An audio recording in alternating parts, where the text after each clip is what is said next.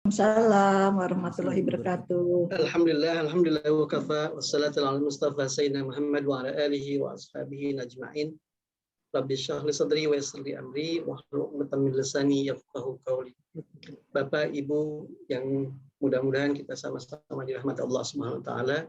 Alhamdulillah di siang ini kita bisa bermuajah kembali di mata pelajaran studi naskah ulumul Quran ya. Saat ini baru 12 yang sudah bergabung. Kalau kata Pak Tajani dari 35 sampai 36 masih Bapak peserta ya Pak. Oke. Saya sambil menunggu, insya Allah saya pertama-tama mohon maaf di pekan lalu itu jaringan mati ya karena mati lampu karena menggunakan wifi. Dan laptopnya kehabisan baterai, jadi tidak bisa melanjutkan. Saya mohon maaf sekali. Mudah-mudahan hari ini bisa lancar. Insya Allah hari ini saya akan review terlebih dulu kajian yang kemarin yang sudah saya bagikan ke kawan bapak-bapak dan ibu-ibu sekalian. Dan insya Allah ada 2 tema ya. Mudah-mudahan cukup seperti yang saya jelaskan tadi. Insya Allah saya akan mereview secara cepat asbabun nuzul masuk ke Fawatihus Suwar. Nah, yang ditanyakan Bu Maria Ulfa ini bagian dari Fawatihus Suwar. Gitu.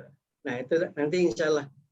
Tadinya saya mau share langsung, cuma khawatir bertumpuk. Ya. Jadi selepas ini baru. Ya. Jadi asbabun nuzul sudah saya share kepada Bapak Ibu sekalian. Insya Allah selepas ini. Maaf telat. Waalaikumsalam. Silakan Ibu. Sudah 25 nih Pak Tajani, bagaimana? Oke, silakan Ustadz. Mulai aja. Bismillahirrahmanirrahim. Bapak Ibu sekalian, alhamdulillah kita mereview terlebih dahulu apa yang kemarin kita kaji bersama. Kebetulan mohon maaf terputus jaringan di akhir pembahasan. Yang kemarin kita diskusikan adalah asbabun nuzul. Dalam ulumul Quran, asbabun nuzul itu menjadi salah satu bagian terpenting dalam memahami Al-Quran. Jadi ketika memahami Al-Quran atau menafsirkan Al-Quran, itu kita tidak bisa lepas dari posisi asbabun nuzul. Asbabun nuzul ini terdiri dari 2 kata, seperti dalam gambar ini. Ini asbab dengan an-nuzul. Asbab dalam artian adalah sebab. Nuzul artian adalah kalau nuzul dalam artian bahasa itu turun. Tapi dikaitkan dengan Al-Quran, maka artinya bisa kita maknai al-idhar menampakkan, al-i'lam ya, dia memberitahukan atau memahamkan. Nah, maka ketika kita pahami asbabun nuzul dengan dikaitkan dengan nuzulnya Al-Quran, berarti dia proses penampakan, pemberitahuan, dan pemahaman Al-Quran kepada Nabi Muhammad SAW. Oleh karenanya, kalau kita maknai asbabun nuzul, bisa kita pahami seperti yang dijelaskan di sini. Apa? Hal yang menjadi sebab turunnya satu ayat, kelompok ayat atau surat pada Al-Quran kepada Nabi Muhammad SAW. Kita harus pahami bersama, Al-Quran itu tidak sekaligus turun. Akan tetapi bisa beberapa ayat, bisa satu ayat, bisa beberapa ayat dalam kelompok surat. Sehingga ada yang disebut apaan? Sebab-sebabnya. Nah, sebab-sebab itulah yang disebut asbabun nuzul. Ya, asbabun nuzul. Kalau kita membaca Man'ul Qattan dalam Mabahis fi Ulumul Quran disebutkan sesuatu yang menyebabkan Al-Quran diturunkan. Artinya apa? Sesuatu yang menyebabkan ayat itu turun. Ya, Al-Quran di sini adalah ayat ya, bukan secara keseluruhan. Jadi ayatnya, baik itu satu ayat atau beberapa ayat. Menerangkan apa? Status hukumnya atau pada masa hal terjadi, baik berupa peristiwa ataupun pertanyaan.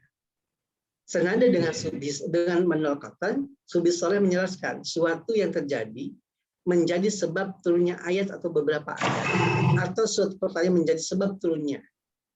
Nah, jadi asbabun nuzul itu adalah latar belakang di mana ayat yang kita baca itu turun dalam Al-Quran. Atau ayat dalam Al-Quran itu turun, itu ada sebab musababnya. Nah, sebab musababnya ini ada dua. Satu terkait peristiwa, yang kedua terkait pertanyaan. Nah, sebab peristiwa. Contoh dalam surah An-Nur. Ketika Bapak Ibu membaca surah An-Nur ayat 6 sampai 9 misalnya. Redaksi ini hadisnya. Redaksi Qur'annya, A'udzu billahi minasyaitonir rajim. Bismillahirrahmanirrahim. Walladzina yarmuna azwajahum wa lam yakul lahum syuhada. Sampai ayat 9.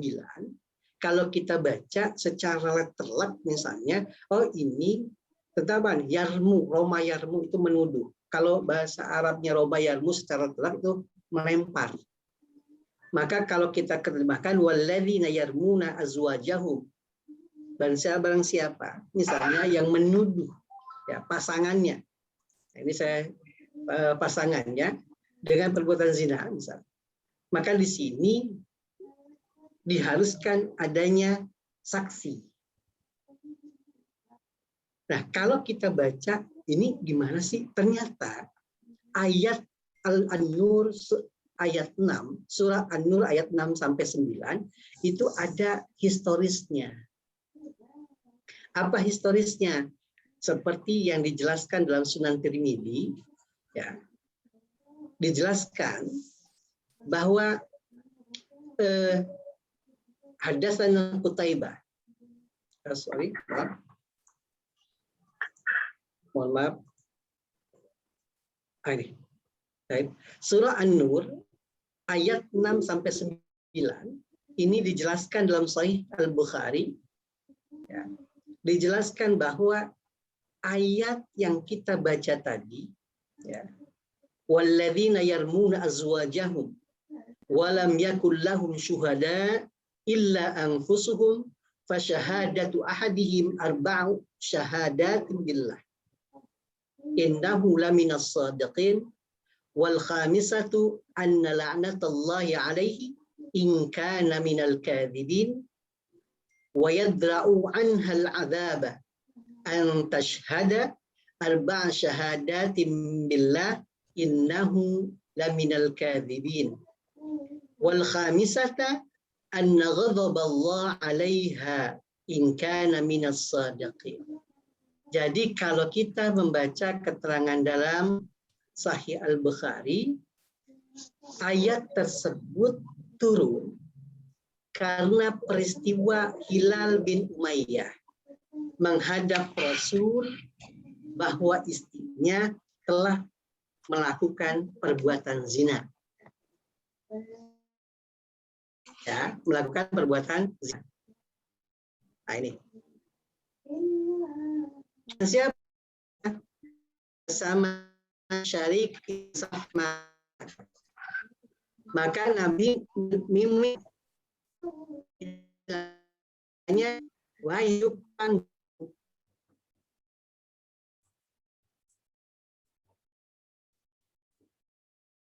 Suaranya putus-putus tadi ya?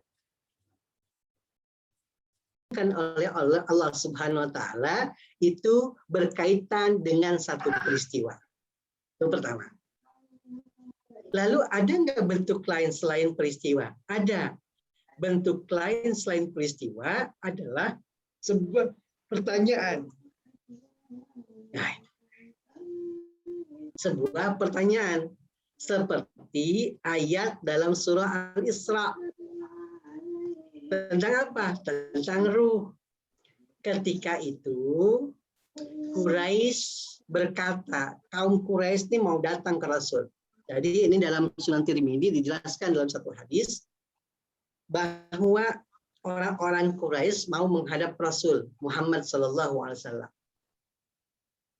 Lalu mengatakan ke kaum Yahudi, istilahnya, hei orang-orang Yahudi, misalnya, berikan pertanyaan yang akan aku sampaikan kepada Muhammad, kata kaum Quraisy.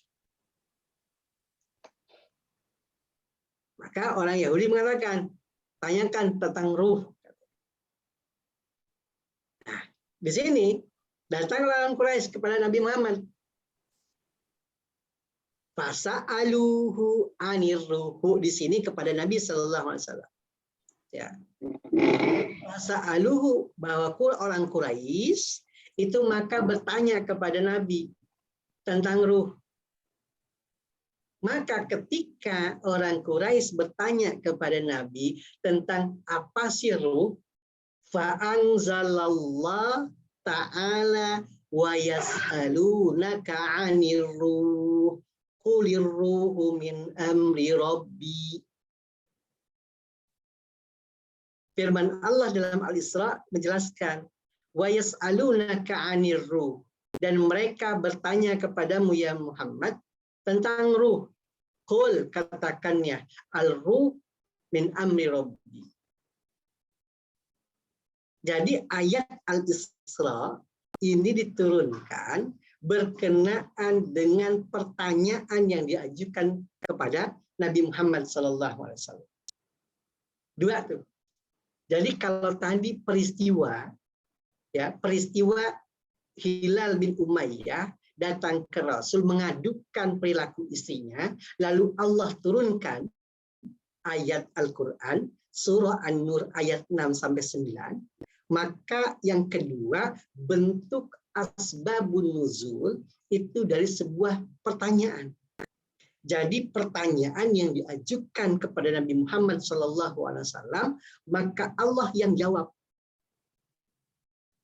Lewat mana? Lewat ayat Al-Quran. Maka kalau kita melihat dalam asbabun nuzul ada dua bentuk. Bentuk pertama adalah sebab peristiwa historis yang ada dalam ayat turun tersebut. Yang kedua, pertanyaan. Artinya dalam bentuk pertanyaan yang diajukan oleh seseorang, siapapun itu, kepada Nabi Muhammad SAW. Maka dijawablah oleh Allah Subhanahu wa Ta'ala melalui ayat Al-Quran.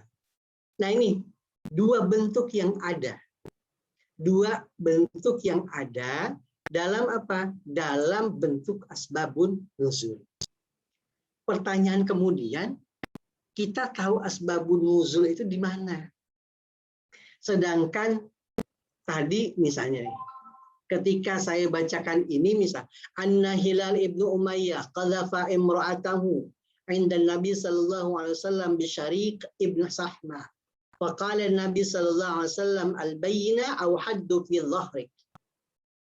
Ini enggak ada dalam Al-Qur'an. Betul. Karena ini bukan Al-Qur'an. Ini adalah redaksi dalam riwayat hadis. Maka kita akan mendapatkan asbabun nuzul, keterangan asbabun nuzul melalui riwayat hadis yang sahih. Jadi riwayat hadisnya itu harus sahih. Berarti ketika kita ingin mengetahui asbabun nuzul terhadap ayat yang kita akan baca, yang kita akan gali, maka kita harus membaca di riwayat hadis. Dan ulama sudah sepakat.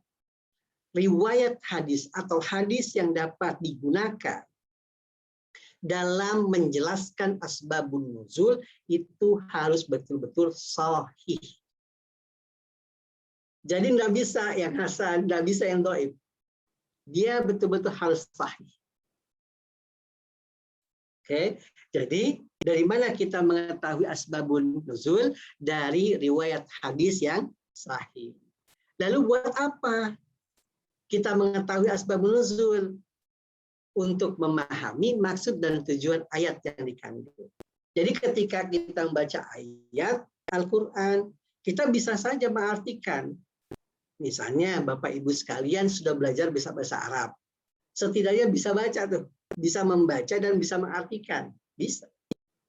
Akan tetapi ketika mencoba untuk memahami, apalagi menafsirkan, kita tidak bisa menghilangkan asbabun nuzul. Kenapa? Asbabun nuzul bisa membantu kita untuk memahami isi kandungannya.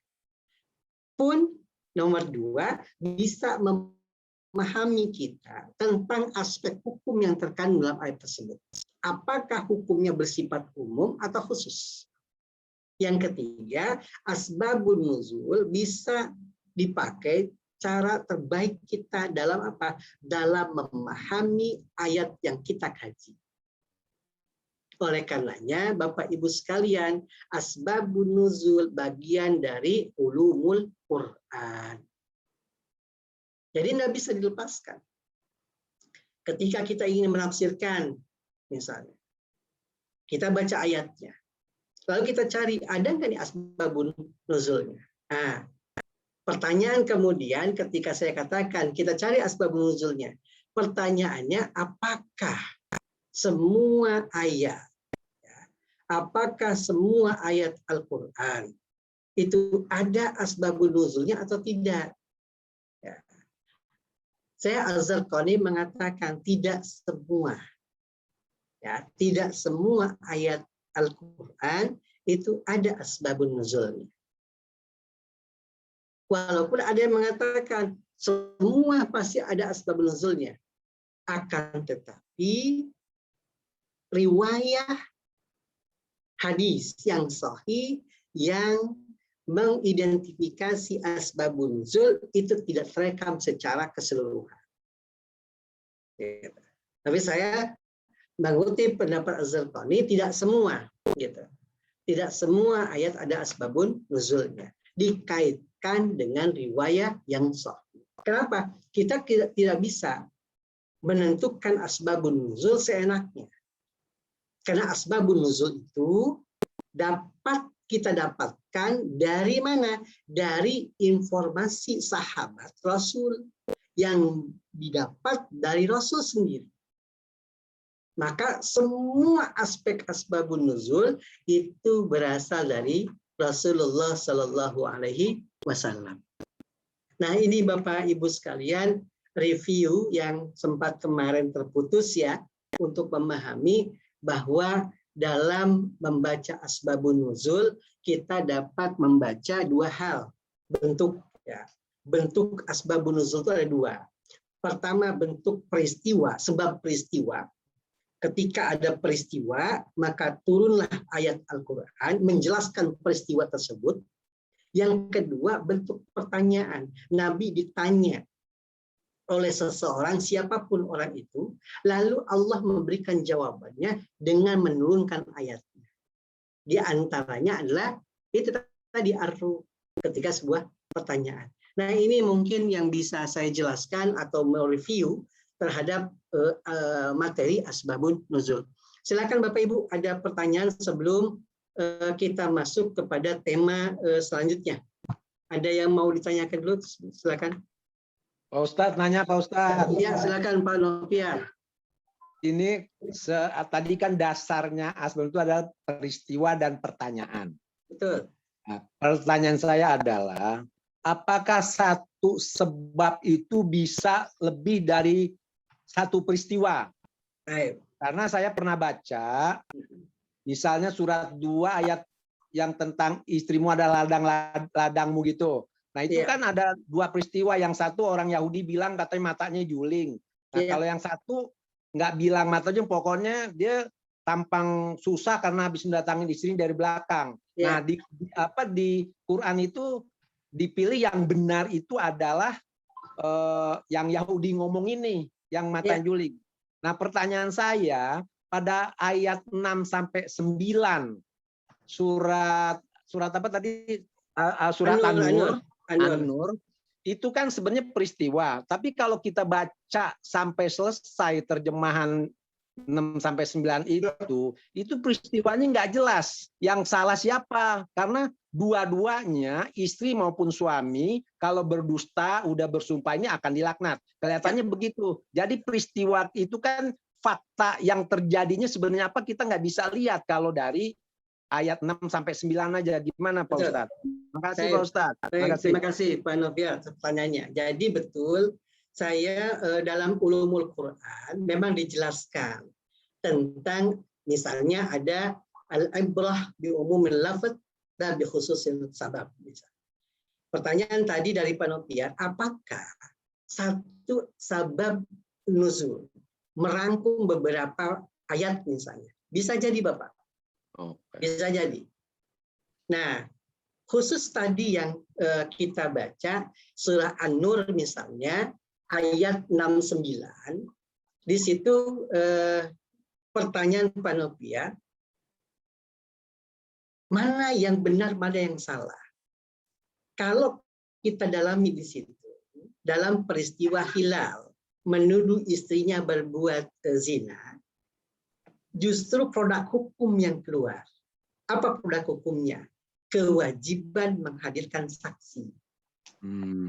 Nah, kehadiran saksi. Maka di situ dijawab oleh Allah dengan apa? 4 saksi. Nah, 4 saksi dalam kajian fikih itu apa? Laki-laki. Maka ketika pertanyaannya bagaimana perempuan? Maka dalam kajiannya perempuan dihitung 2. Maka ketika ada 3 laki-laki, 1 perempuan, ditambah 1 perempuan lagi menjadi 5. Itulah persaksian. Jadi yang kita simpulkan dari peristiwa hilal ini adalah bahwa Allah Subhanahu wa Ta'ala menjelaskan dalam surah An-Nur ayat 69 menuduh sesuatu harus ada saksi. Itu intinya. Ya. Jadi inti dari 69 itu apaan? Maka di sini disebutkan kalau kita baca, makanya ketika kita baca terjemah kita mungkin bisa memahami nih, gitu kan? Bisa memahami, tapi esensinya bagaimana nih? Apakah semua peristiwa misalnya? Ini peristiwanya tentang An-Nur 69. Peristiwa tentang hilal. Bisa nggak terulang lagi dengan misalnya azani wa zaniatu misalnya. Nah, itu memungkinkan. Jadi yang diambil dari An-Nur, surah An-Nur ayat 69, inilah aspek hukumnya. Artinya persaksian yang diminta dalam hukum. Oleh karenanya Nabi mengatakan di sini, kalau kamu tidak dapat menghadirkan saksi, maka engkaulah yang dirajam atau dicambuk. Nah, gitu. Kenapa? Perzinahan itu kan pasti cambuk. Nah, ketika saksi ini hadir 4, maka yang dituduh zina, maka dia dicambuk. Akan tetapi ketika saksi tidak bisa dihadirkan oleh penuduh, maka cambuknya diberikan kepada yang menuduh. Nah, begitu Bapak. Jadi inilah peristiwanya. Ya, makasih Pak Ustadz. Baik, sama-sama Bapak. Bagaimana Bapak Ibu? Masih ada lagi yang mau ditanyakan? Atau lanjut ke materi selanjutnya? Lanjut dulu Pak Ustadz. Saya lanjut dulu ya. Saya ganti dulu sekarang.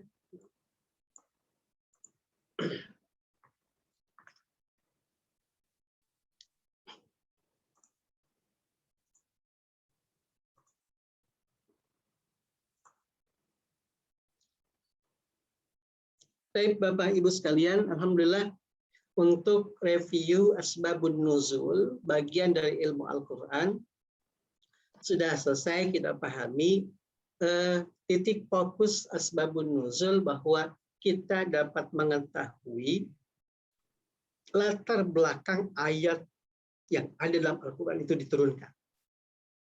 Nah, latar belakang itu bisa berupa historis, pertanyaan, peristiwa, dan sebuah pertanyaan. Dan ini tidak bisa dihayalkan, akan tetapi berasal dari hadis yang sahih. Ini tentang asbabun nuzul. Kita pindah sekarang ilmu fawatihus suwar. Fawatihus suwar apa sih? Kita sudah membicarakan kemarin ayat. Ayat itu apa sih? Kan kita bicara global, Quran. Sudah kita bicarakan. Nama suratnya kita sudah sebutkan, sudah jelaskan. Lalu kita bahas ayatnya. Lalu kita bahas surat. Ayat itu apa sih? Surat itu apa? Nah, sekarang kita akan mendalami setelah asbabun nuzul kita baca sebabnya, kita akan membaca sekarang fawatih suwar. Apa sih fawatih? Fawatih ketika kita sebutkan, ya, kita artikan sebagai satu fawatih, yang kedua as-suwar. Fawatih jama' min fatih, fatihul atau fatihah, itu pembuka. As-suwar jama' dari surah. Berarti apa? Permulaan atau pembukaan pada awal surat dalam Al-Quran. Jadi kalau selama ini kita baca nih, misalnya A'udzubillahi minasyaitonirrajim, alif lam mim. Atau kita membaca bara'atum minallah, atau kita membaca wadduha wallaili. Nah, itulah Bapak Ibu sekalian yang disebut sebagai apa? Fawatihus suwar. Bagaimana permulaan ayat diredaksikan oleh Allah Subhanahu wa taala. Jelas ya. Yang kita ingin jelaskan, kita akan diskusikan di pertemuan ini, kita akan membahas permulaan ayat dalam surat. Jadi setiap surat itu pasti ada permulaan. Saya coba buka naskah ya. Naskah misalnya surat, sebentar saya buka dulu.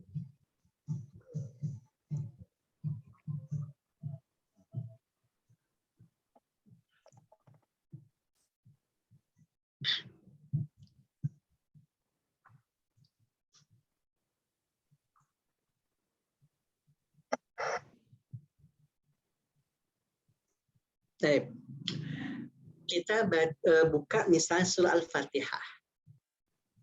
Dimulai dalam Mushaf As-Sanani, ayat pertama adalah Bismillahirrahmanirrahim.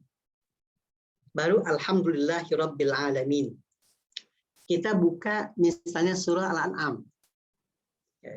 Surah Al-An'am itu dimulai dengan bacaan juga Alhamdulillahilladzi khalaqas samawati wal ardh.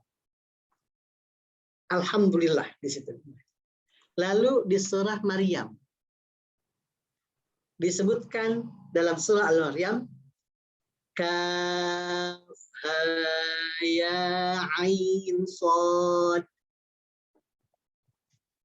Seperti nanti yang ditanyakan oleh Bu Maria Ulfa tadi ya, dalam diskusi awal, nanti insya Allah kita akan jelaskan.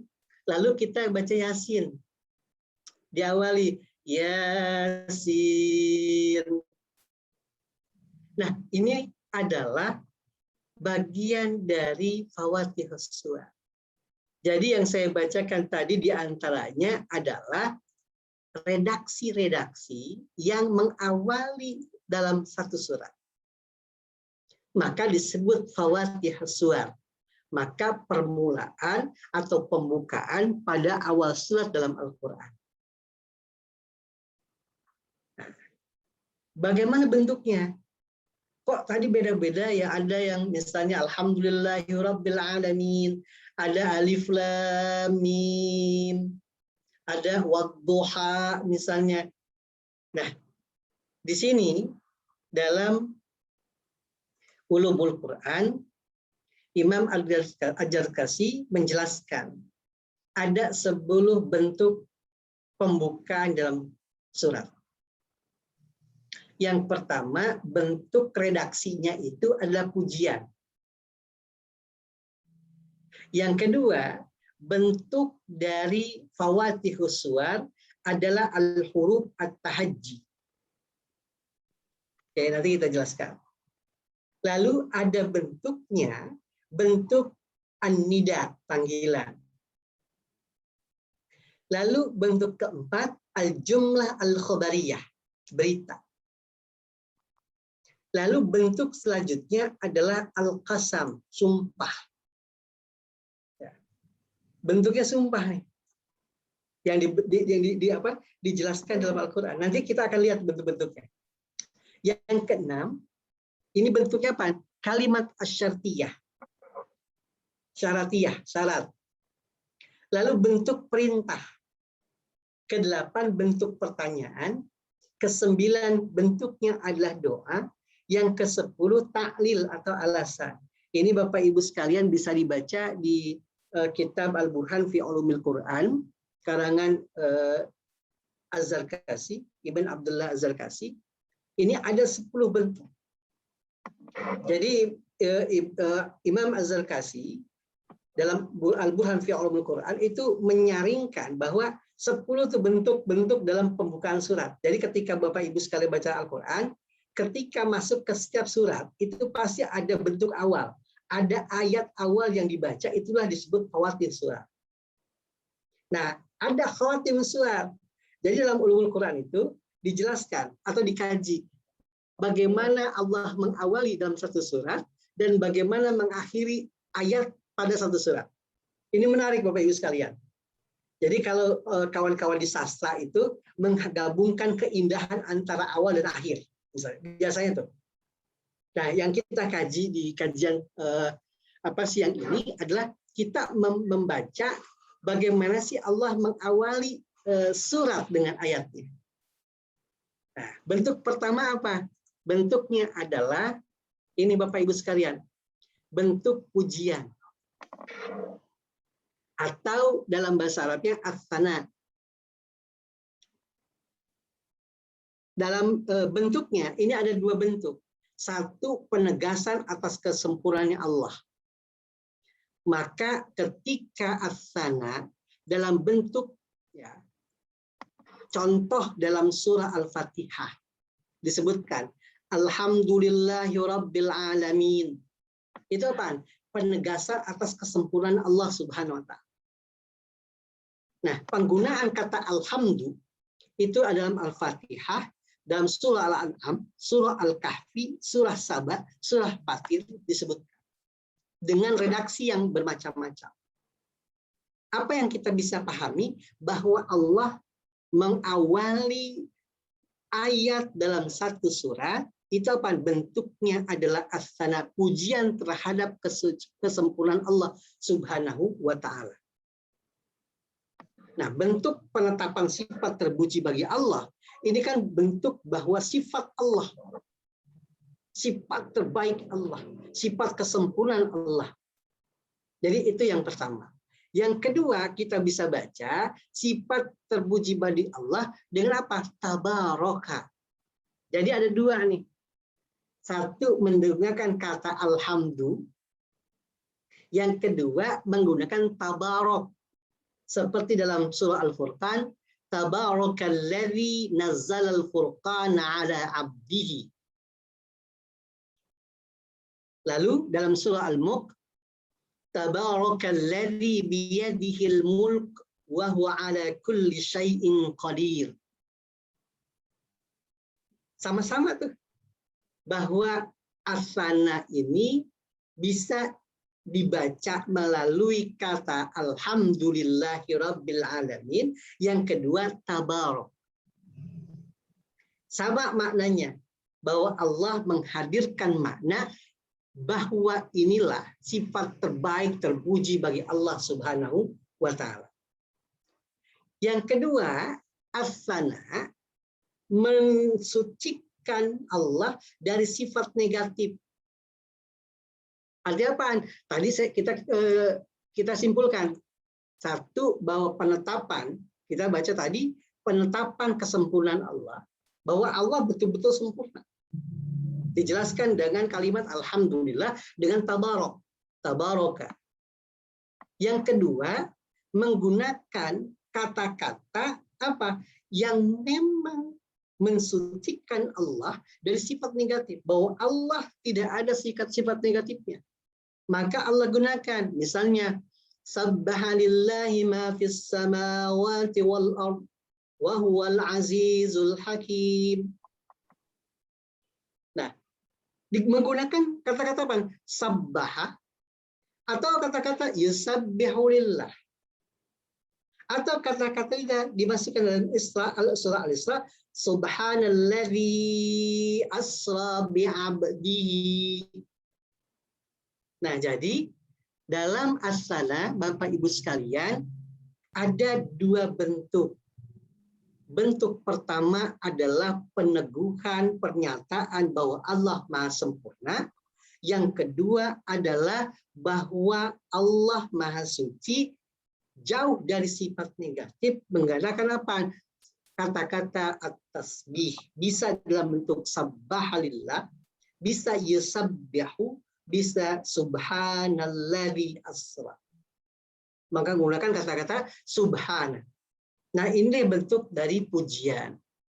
Jadi dalam Al-Quran itu dapat kita simpulkan, bentuk pertama dalam Fawatihus Suwar adalah bentuk dari apa? Dari penggunaan kata as-sana, pujian terhadap Allah Subhanahu wa taala, baik menggunakan peneguhan terhadap sifat Allah ataupun kepada apa? Kepada pensucian dari sifat negatif.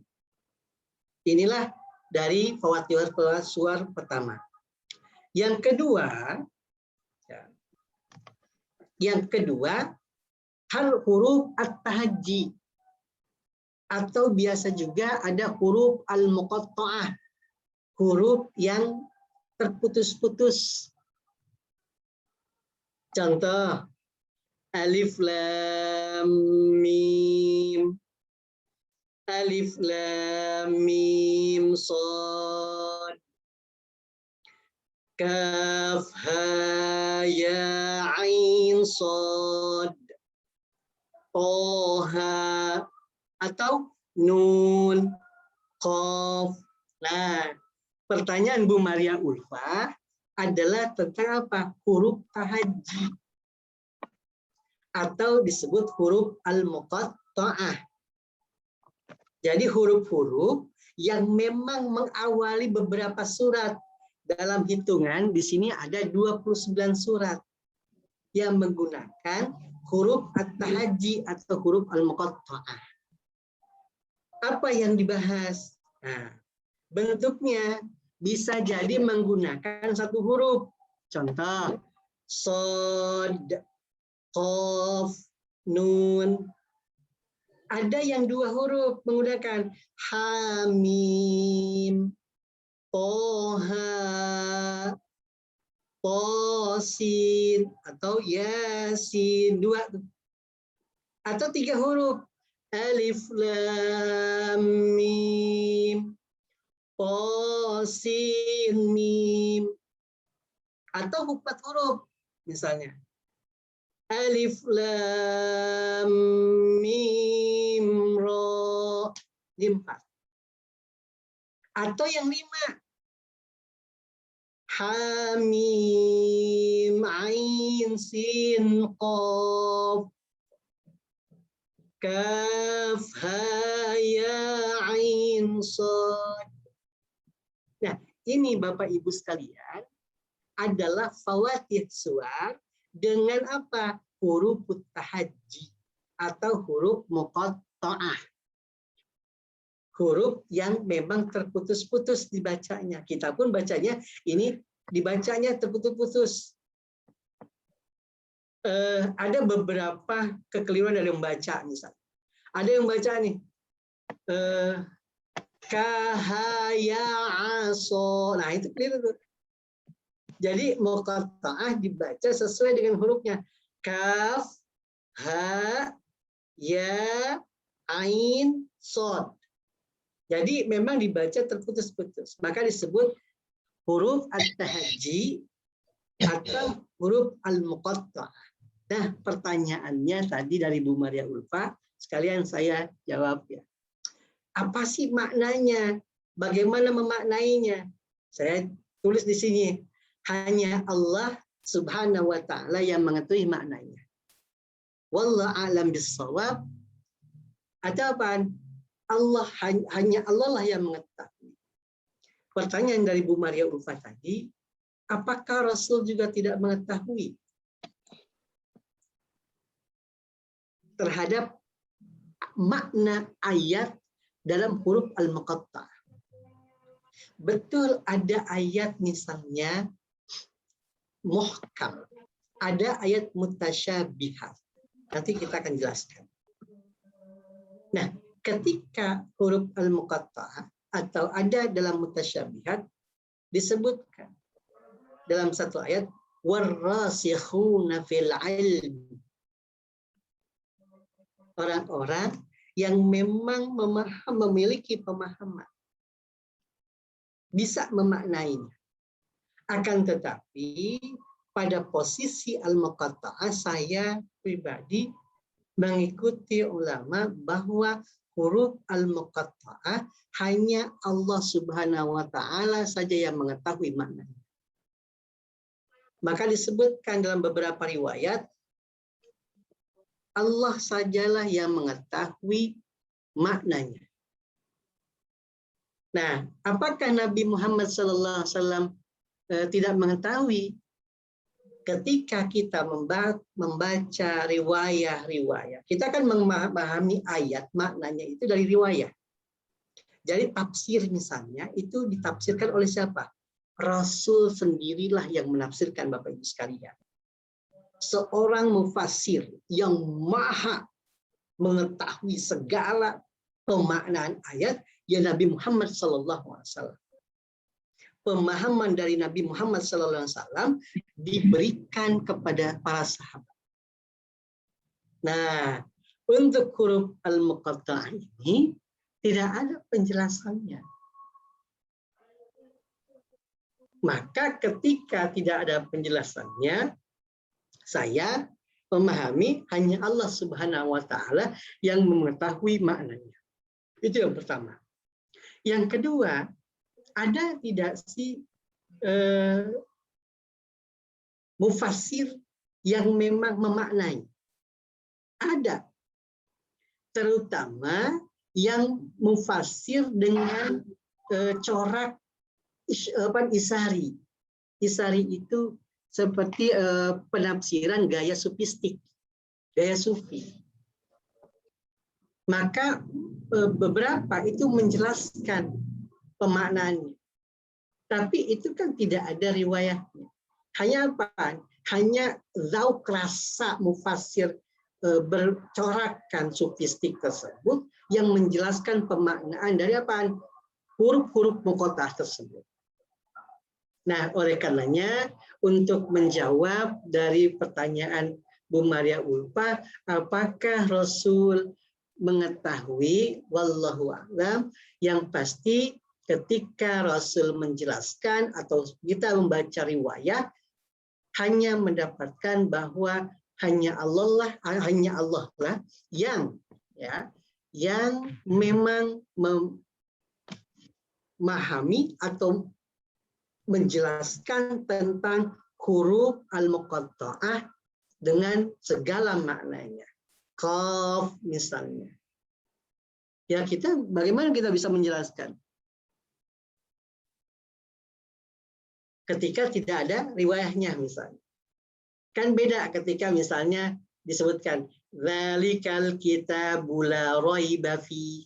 Kita udah bisa menerjemahkan tuh. Dzalika itu. Alkitab ya Alkitab ya Al-Qur'an. Misalnya la tidak, raiba keraguan. Fi roji kepada Al-Quran. Oh, berarti ini Al-Quran tidak ada sedikit pun keraguan di dalamnya. Artinya kita bisa memahami itu. Karena rentetan kalimat. Nah, ketika kalimatnya ini muqatta'ah, terputus-putus, kita tidak bisa memahaminya. Alif lam mim, qaf nun. Nah, ini tidak ada pemaknaan, oleh karenanya saya pribadi merujukan kepada pendapat ulama ya hanya Allah Subhanahu wa taala yang mengetahui maknanya. Ini adalah bentuk kedua dari awal surat. Oke, yang tadi pertama adalah bentuknya pensucian kepada Allah Subhanahu wa taala atau pengesaan Allah dengan kata-kata as-sana. Yang kedua diawali dengan huruf tahajji. Huruf muqatta'ah, huruf yang terpotong-potong.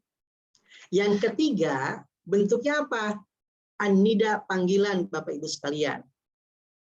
Bagaimana bentuknya? Ya, seperti dalam yang sering kita lihat di sini. Misalnya, ya ayyuhalladzina amanu, ya ayyuhan nas, ya ayyuhan nabi, ya ayyuhal mudaththir. Nah, itu panggilan. Berarti dalam membuka atau membaca surat, di awal surat itu ada bentuknya panggilan. Panggilan itu macam-macam Bapak Ibu sekalian. Pertama, panggilan kepada Rasul. Bisa pakai ya ayyuhan nabi atau ya ayyuhal mudaththir. Kasus Nabi ketika setelah wahyu pertama. Atau ya ayyuhal muzammil. Ini kalau ke Nabi semua. Nah, yang kedua, panggilan untuk orang-orang yang beriman. Yaitu ya ayyuhalladzina amanu. Yang ketiga, panggilan untuk manusia secara keseluruhan. Menggunakan apa kata-kata ya ayyuhan nas. Nah, jadi dalam membaca Al-Quran, bentuk ketiga dalam mengawali surat dalam Al-Quran itu adalah harfun nida, panggilan. Bisa panggilan itu kepada Nabi Sallallahu Alaihi Wasallam dengan kata-kata ya ayyuhan nabi langsung, ya ayyuhal mudaththir, ya ayyuhal muzammil. Yang kedua, panggilan kepada orang yang beriman. Yang ketiga, panggilan kepada seluruh manusia. Ya ayyuhan nas. 3. Bentuk keempat dalam Fawatihus Suwar, jumlah khabariyah, berita. Ya, berita ini keterangan. Mohon maaf. Ar-Rahman 'allamal Qur'an.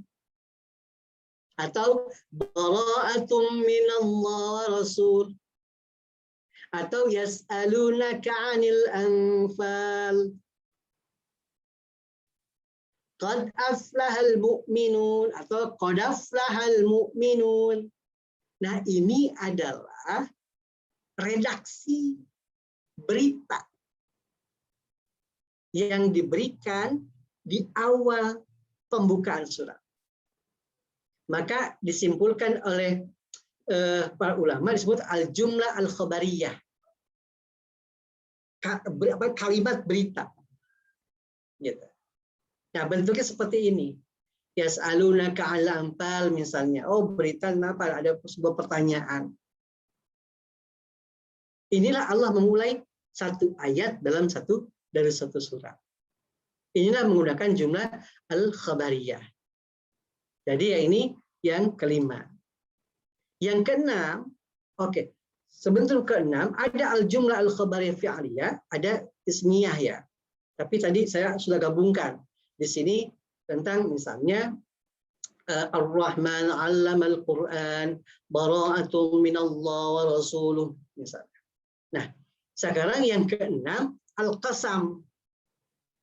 Nah, Bapak Ibu sering membaca misalnya wad-duha atau wat-tin atau wasyams. Ini ketika kita baca, kita belum paham tuh. Ini bentuknya apa? Apa sih? Inilah bentuk sumpahnya Allah Subhanahu wa Ta'ala. Sumpah yang diawali dalam satu surat. Yang diberikan oleh Allah Subhanahu wa Ta'ala kepada kita. Untuk apa? Untuk memperkuat pembicaraan dan dipercaya untuk pendengarnya. Maka apa? Sumpah mempertegas bahwa berita itu benar. Yang kedua, memperkuat pembicaraan akan dapat dipercaya oleh pendengarnya. Maka ketika kita membaca Al-Quran, ada misalnya wawul qasam, wad-duha, demi masa. Allah gunakan baik sumpahnya ya dengan ciptaan Allah Subhanahu wa Ta'ala. Maka apa? Untuk mempertegas kepada manusia. Untuk mempertegas kepada manusia bahwa apa yang dijelaskan oleh Al-Quran apa yang diberitakan oleh Allah Subhanahu wa taala adalah sebuah kebenaran. Maka Allah menggunakanlah apa? Sumpah dalam Al-Qur'an tersebut. Contoh lain, wal asri misalnya. Demi masa. Allah sebutkan. Kita sering, wah ini wal asri ini tentang masa nih, tentang waktu. Maka Allah gunakan di situ wal asri untuk mempertegas. Kenapa mempertegas? Bahwa manusia harus meyakini sesuatu yang memang berasal dari Al-Quran. Maka dalam salah satu khawatir suar digunakanlah al-qasam, sumpah. Ya. Selanjutnya syarat, menggunakan kata-kata yang memang mengaitkan dengan syarat yang pasti terjadi. Contoh apa? Idza waqa'atil waqi'ah, idza ja'al munafiqun, idza ja'a nasrullah, idza syamsu kuwirat. Nah, ini adalah syarat. Kalau Bapak Ibu belajar bahasa Arab, itu kan idza. Itu kan harfu syarat. Maka bentuk yang dihadirkan dalam bentuk ketujuh, ini adalah syarat, harfu syarat digunakan oleh Allah Subhanahu wa taala dalam membuka ayat. Nah, ini yang perlu Bapak Ibu pahami, bahwa syarat mempunyai bentuk ya sebagai pawati suar. Selanjutnya al-amr, bentuk redaksinya itu perintah. Kalau tadi bentuk redaksinya adalah syarat, ya, maka yang sekarang yang kita baca ada bentuk perintah. Misalnya qul huwallahu ahad, iqra bismi rabbik. Qul iqra ini termasuk sebagai apa? Harful amr. Maka perintah digunakan agar perintah Allah Subhanahu wa taala itu diyakini kebenarannya. Maka Allah menggunakan apa? Redaksi ya. Redaksinya adalah menggunakan huruf amr. Qul iqra. Apapun bentuk fiil yang masuk kepada amr, itulah salah satu ketika Allah mengawali ayat pada surat yang kita baca dalam Al-Quran. Yang selanjutnya, Bapak Ibu sekalian, bentuknya al-istifham, kalimat tanya. Kalimat tanya dalam bahasa Arab itu bisa hal, bisa hamzah. A. Maka dalam Al-Quran kita baca tuh, hal ata 'alal insani hinum minad dahr.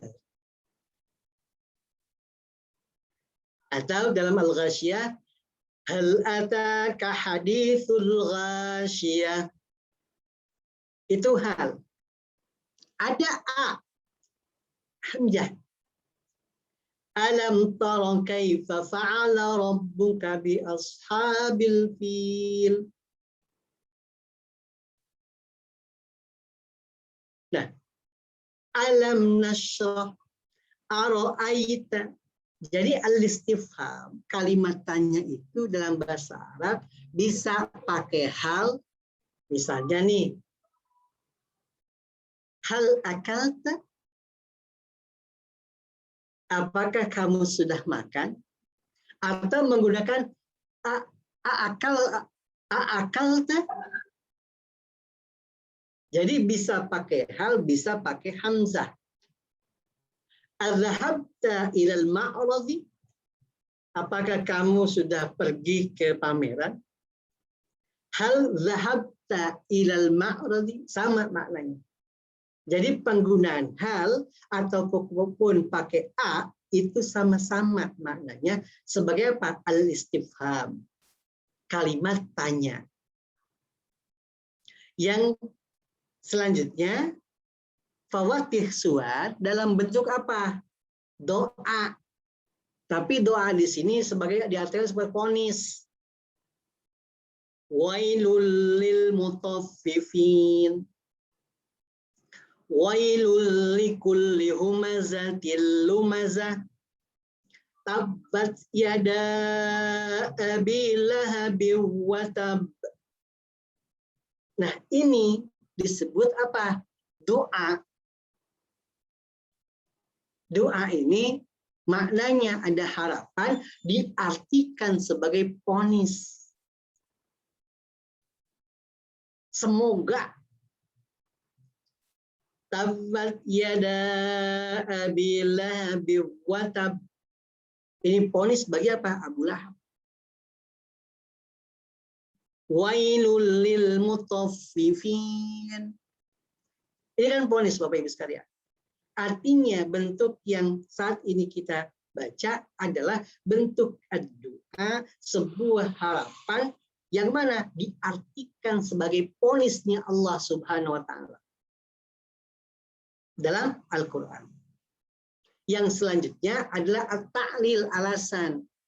Bentuk ke-10 yang dihadirkan menurut Az-Zarkashi dalam kitabnya, bentuk ke-10 adalah fawatihus suwar dengan redaksi memunculkan apa? Alasan. Contohnya apa? Dalam kalimat li'ila fi Quraisy. Nah, ini kan alasan. Nah, ini bentuk ke-10 bahwa alasan menjelaskan pada surat. Jadi awal surat itu dijelaskan dulu tuh alasannya. Baru rentetan kesinambungannya di ayat selanjutnya. Oleh karenanya, ke-10 bentuk inilah Bapak Ibu sekalian yang Bapak dapat pahami, oh ternyata dalam Al-Qur'an itu setiap suratnya dimulai dengan berbagai macam bentuk. Bentuknya bisa jadi pujian kepada Allah Subhanahu wa taala. Bentuknya bisa jadi huruf at-tahajji atau huruf al-muqatta'ah. Bisa jadi bentuknya adalah nida, panggilan, ya, panggilan. Lalu bisa jadi pernyataan sebuah berita atau al-jumlah al-khabariyah. Bisa jadi dia al-qasam atau sumpah. Bisa jadi kalimat yang digunakan oleh Allah Subhanahu wa taala adalah apa? Kalimat syartiyah. Bisa jadi kalimat yang digunakan atau redaksi yang digunakan oleh Allah Subhanahu wa taala ini adalah perintah. Bisa jadi sebuah pertanyaan, termasuk ke-9 adalah bentuknya adalah doa, dan yang ke-10 adalah ta'lil atau alasan. Nah, inilah Bapak Ibu sekalian yang kita bahas dalam kajian sore ini adalah fawatihus suwar. Bagaimana Allah ya melalui redaksi dalam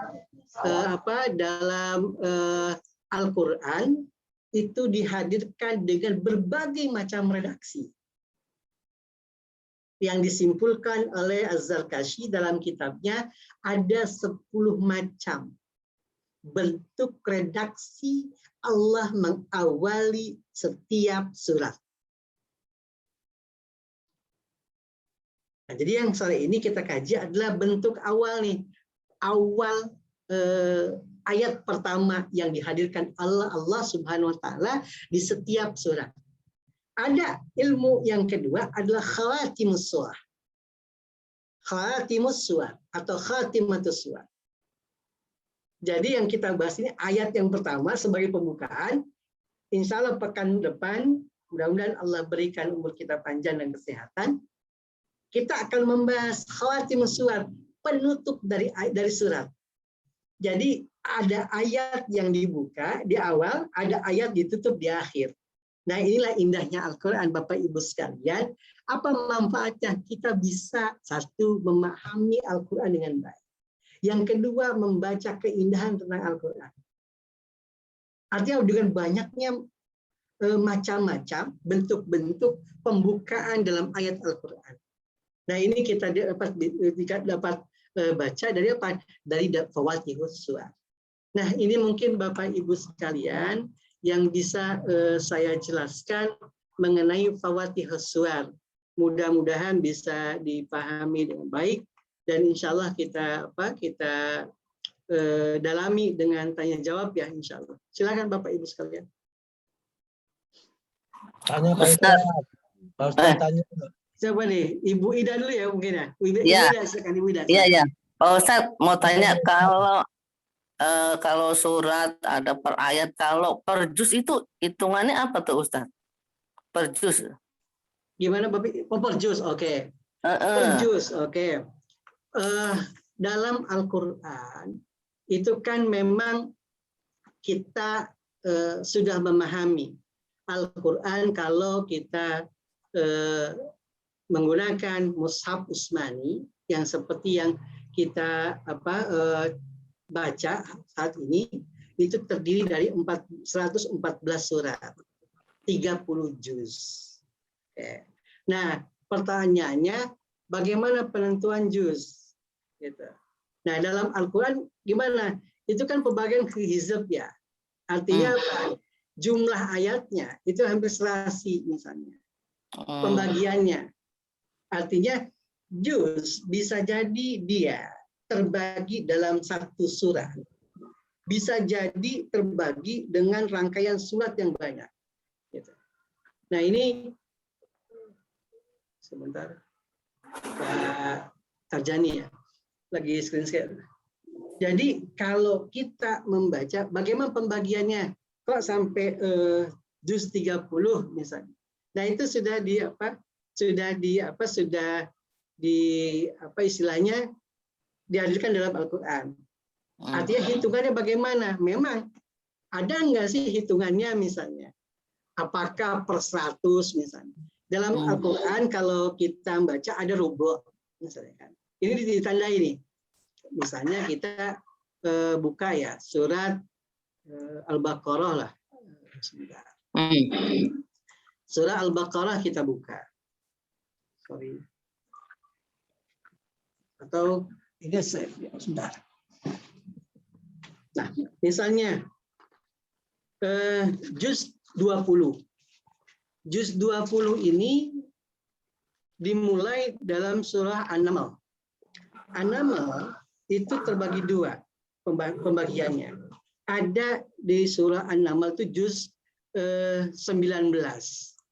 Maka dalam surah An-Naml di juz 20 dimulai di ayat 30 nih. Ya, di ayat 30 lalu diakhiri dalam surah Al-Ankabut gitu. Nah, jumlahnya berapa? Kalau udah sampai 120 130 gitu per satu juz. Nah, itulah yang yang bisa saya jelaskan ke Bu Ida ya. Nah, pertanyaannya apakah juz gitu ya, itu ditentukan nggak ulama? Saya belum bisa belum jawab itu Bu, karena belum percaya apakah ini adalah ketentuan gitu kan, kesepakatan atau apa, ini yang perlu saya cari versinya. Mungkin itu Ibu tentang juz. Baik. Pak Ustadz Noviar. Baik Pak Noviar, silakan Pak Noviar, silakan. Itu saya mau tanya soal yang kedua itu yang huruf ta'aiz atau yang terputus. Tahaji. Ya, tahaji atau yang terputus. Al-Muqatta'ah atau yang terputus. Ya. Itu kan katanya ada 29. Ya. Nah, pertanyaan saya adalah, ini saya jadikan contoh, apakah dari 10 bentuk itu memang ada tanda-tanda khusus ayat setelahnya gitu. Misalnya kalau alif lam mim, alif lam ra, toha, itu yang saya amati karena kita udah suka khatam-khatam Quran juga kan, jadi sepintas kelihatannya setelah yang tahajini ataupun ini itu menunjukkan Al-Quran gitu, alif lam ra atau alif lam mim zalikal kitab, terus alif lam ra. Nah, yang lain-lainnya ada nggak ciri khususnya Pak Ustadz? Terima kasih Pak Ustadz. Secara umum Pak Noviar, satu bahwa huruf at-tahajji ketika kalimat setelahnya itu membentuk apa? Pernyataan, ya. Pernyataan tentang kebenaran Al-Quran.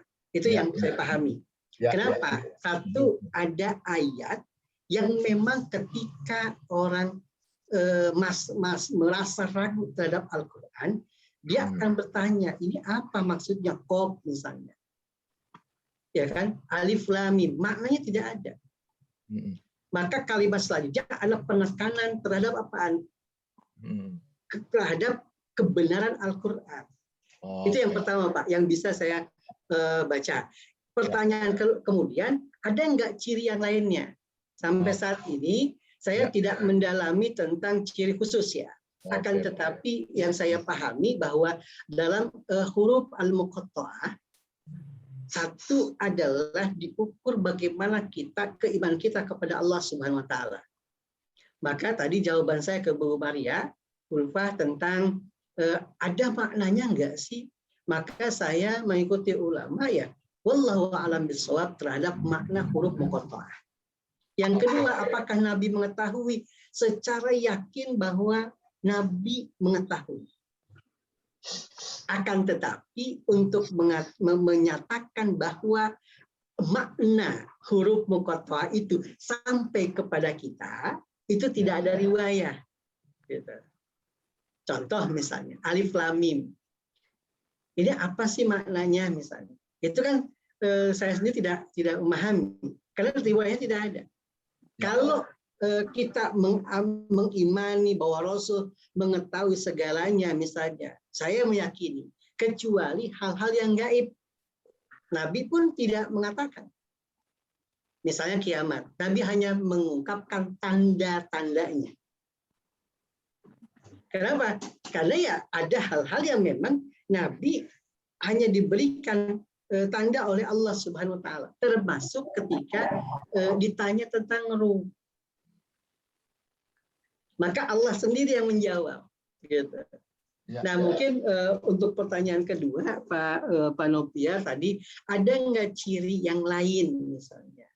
Saya belum mempunyai referensi yang kuat untuk menjawab ciri-ciri yang lain, kecuali memang betul nikmat ketika kita menyisir setiap ada misalnya. Contoh lah, jangan jauh-jauh ketika kita baca surah Al-Baqarah, ya. Ketika kita baca Alif Lam Mim, penekanan ayat kedua adalah Dzalikal kitab la raiba fi. Bayangkan, di situ dijelaskan tentang apa? Ya, keimanan kita terhadap apa? Keyakinan terhadap Al-Qur'an. Gitu. Nah, itu kan jelas. Atau Qaf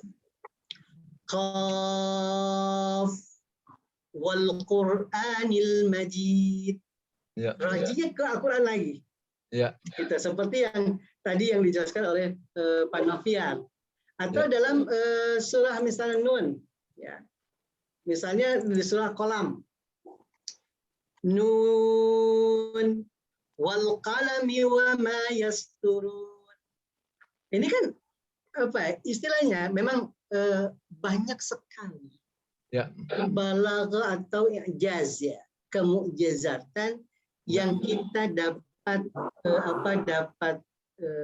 dalami dalam Al-Qur'an. Itu mungkin Pak Novian ya. Siap, terima kasih Pak. Sama-sama Bapak. Silakan Bu Maria, Ulfah, itu mungkin jawaban saya ya untuk menjawab tadi di waktu menunggu kawan-kawan, gitu ya. Jadi kalau untuk menjelaskan tentang apakah Nabi mengetahui secara keyakinan, Nabi pasti mengetahui. Akan tetapi yang sampai kepada kita itu harus berdasarkan riwayat, dan saya membaca belum ada riwayat yang mengatakan menjawab persoalan tadi.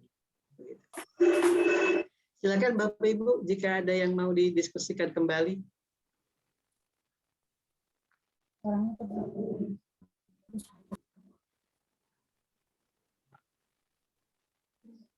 Untuk suara jelas Ibu, Bapak Ibu? Jelas Pak. Jelas, alhamdulillah. Jelas. Alhamdulillah cuaca lagi cerah ya. Cuacanya cerah. Iya, alhamdulillah. Gitu. Bagaimana? Masih ada yang mau ditanyakan? Ustadz, Ya, Ustadz, Ibu ini kan kita di bulan Ramadan kan lagi meningkatnya Pak Qotmil Quran ya Pak. Qotmil Quran ya Ibu. Per grup ini, grup itu. Ya. Kadang-kadang kita iya ikut, kadang-kadang kita juga ini juga ya Pak ngatur waktunya ya Pak ya. Mau cari pahala, tapi karena kita juga ngantuk. Mau cari kemana nih Pak? Mau cari yang utamanya bagaimana nih Pak? Utama pahalanya. Betul. Gini Bapak Ibu sekalian, Ramadan itu ya khatmil Quran itu kan bukan hanya di Ramadan sebetulnya. Iya. Maka banyak yang perlu kita, ya saya sendiri harus menyadari lah, Ramadan itu harus menghiasi 11 bulan kemudian. Maka itulah mencirikan bahwa minal muttaqinnya tercitrakanlah pada diri kita. Nah, sekarang apa yang harus kita lakukan? Disebutkan bahwa Ramadan ini ladang. Ladang untuk kita beramal ya. Maka kalau kita melihat ulama-ulama dulu misalnya, itu ada yang 1 bulan puluhan kali dia hafal. Karena apa? Karena memfokuskan diri dalam membaca Al-Quran misalnya. Nah, bagaimana kita misalnya dengan segala kesibukan misalnya, dengan segala kesibukan yang kita miliki, saya mencoba Bu ya dengan ini mungkin bisa juga kita praktekkan. Berapa lama sih kita menghatamkan 1 juz? Jadi kalau bagi saya jangan cari atau jangan kejar target. Tapi bagaimana kita bisa beradaptasi dengan Al-Quran dengan begitu nyaman. Maka saya mungkin ya ketika menghitung jam, kalau memang kita baca dengan rileks, santai, itu mungkin 1 jam 1 juz. Nah, kalau kita kalkulasikan dalam 1 kali matematika, dalam 24 jam kita sisihkan 1 jam, mungkin nggak sih? Kapan tidurnya? Ya, maksudnya dalam 24 jam kita sisihkan 1 jam. Oh iya, 1 juz maksudnya Pak. One day. 1 jam. One day, one juz itu. Bukan one day, Bu. Saya bilang 1 jam saja. Oh, 1 hour. Ya, atau dibagi lagi kata Ibu tadi 1 hari 1 juz misalnya, tinggal membagi. Nah, maka kembali kepada kesadaran kita, butuh nggak nih gitu. Saya melihat misalnya baca nih 1 juz 1 jam gitu, maka ketika dibagi misalnya pokoknya saya alokasikan waktu dengan segala kesibukannya, pokoknya membaca Quran 5 jam, bebas waktunya misalnya. Maka bisa jadi itu 5 juz 1 hari, bisa terpenuhi. Atau memang misalnya rileks, misalnya pokoknya dengan segala kesibukannya semua jalan, ibadah harus jalan, 1 hari 1 juz tinggal bagi. Maka yang enak misalnya nih, Al-Quran yang juz'an. Ya. Ini saya udah selalu bawa misalnya ini juz 2 lembar, habis salah 2 lembar. Betul, 2 lembar itu nggak kerasa gitu. Nah, itu maka apa yang ingin saya katakan, yang saya ingin katakan, kembali kepada diri kita. Gitu. Kembali kepada sama dengan menghafal Bapak Ibu sekalian. Secara logis matematik misalnya atau analisa akli, gimana sih orang bisa hafal misalnya 30 juz dalam 3 bulan misalnya, secara logika. Saya pernah menganalisa ya, akan ada misalnya pondok-pondok tahfidz. Saya selalu merenung, ini kok bisa anak santri misalnya 3 bulan sudah hafal 30 juz. Saya suka bertanya dalam hati, apakah ini campur tangan Allah memasukkan ayat Al-Quran dalam hati seseorang, atau keberkahan hafizul Quran. Itu selalu saya analisa, karena banyak teori kan. Ada yang 1 tahun hafal, ada yang 3 bulan. Tapi jangan lupa Bapak Ibu sekalian, hilangnya pun itu bisa cepat. Iya. Ya, di antaranya Al-Quran itu memang dia demen diem. Ketika apa? Ketika diri kita itu nyaman, lalu diri kita ini juga bisa memposisikan diri. Karena saya punya kasus Bapak Ibu sekalian, ada satu teman lah, itu 1 tahun sudah hafal Quran. 30 Usia berapa Pak? Yang pasti keluar dari pesantren, dia hafal Quran, balik lagi ke Jakarta, 1 tahun kemudian pun itu hafalan hilang. Apa yang saya ingin jelaskan, ternyata Al-Quran itu gampang dihafal, tapi jangan lupa, gampang juga pergi. Kalau kitanya nggak ada ketuanya. Nah, di antaranya itu murojaah. Semangat ya Pak ya. Betul. Semangat dapat, semangat hilang. Murojaah. Maka langkah terbaik ketika kita berkomunikasi dengan Al-Quran, ya diri kita enjoying dengan Al-Quran, berarti kita memposisikan dengan Al-Quran. Karena Al-Quran akan nyaman ketika memang kita menjaga diri kita. Gitu. Yang kedua, ya sesempat mungkin lah. Artinya apaan?